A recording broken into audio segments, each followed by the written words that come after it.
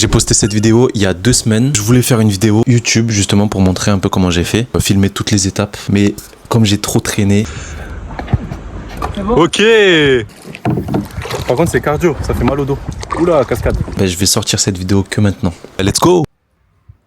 C'est très long à faire. En gros, je commence par allumer mon ordi et me mettre directement sur Notion parce que c'est là où j'enregistre tous mes contenus et ça me permet aussi d'être en état de concentration un peu dans ce mood de création. Très important, là, je vais faire la voix off, donc je vais utiliser mon petit micro. Je pense que c'est vraiment indispensable si tu veux faire une vidéo de qualité et d'ailleurs, c'est ce qui a vraiment amélioré les qualités de mes vidéos sur mon compte. Mais avant de passer sur la voix off, je vais déjà utiliser un montage d'une vidéo que j'avais faite avant où je vais juste supprimer les voix off pour gagner un peu plus de temps. Après, bien évidemment que je vais supprimer toutes les vidéos pour avoir un truc un peu clean. Maintenant, on passe à la voix off et ça va être un peu gênant.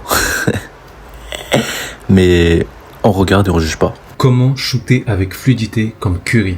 Le joueur qui a révolutionné le basket, devenu le meilleur shooter de tous les temps. Directement, je vais augmenter le volume. Dis-moi en commentaire si t'aimes ce type de contenu.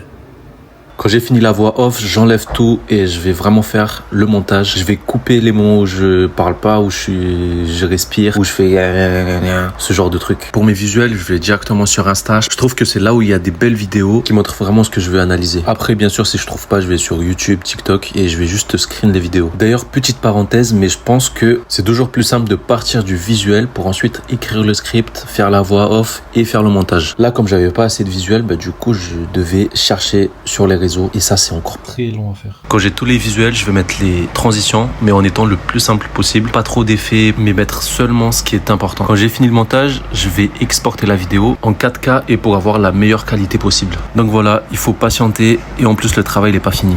Avant de poster la vidéo, je vais aller sur TikTok et je vais faire les sous-titres parce que eux proposent ça gratuitement et en plus c'est plus simple pour les spectateurs de regarder, mais surtout de mieux comprendre et suivre plus facilement la vidéo. Et quand j'ai fait tout ça, je vais faire la petite description avec les hashtags qui vont avec. Après, il suffit de poster et t'attends et après tu verras bien ce que ça donne.